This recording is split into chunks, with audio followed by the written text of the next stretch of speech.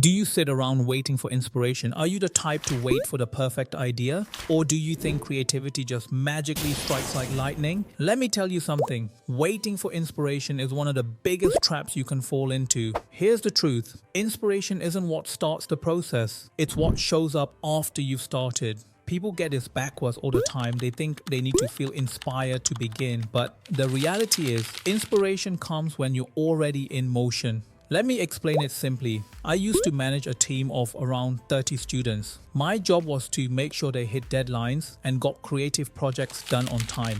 But you know what frustrated me the most? When I'd check in on someone and see a blank screen, I'd ask, "What's the holdup?" And they'd say, "I'm waiting for inspiration." A whole day wasted staring at a blank canvas, waiting for some magical moment. Now, don't get me wrong, inspiration is real. When it hits, it's amazing, but you can't sit around hoping it'll land in your lap. Sometimes you've just got to start, even if it feels forced, even if you don't know where it's going. When you begin, you create momentum, and that momentum, that's what leads to creativity. Let me give you another example. Imagine opening Premiere Pro to edit a video. You've got an empty timeline staring back at you. You don't know how to start, so you sit there doing nothing, waiting for that spark. Instead, try this. Drag in the first clip, add a title, play around with cuts. Before you know it, the ideas start flowing and you're in the zone. Now let's flip this. Think about the opposite. Someone who waits endlessly. They waste hours, maybe days, because they won't take the first step. They think they need the perfect moment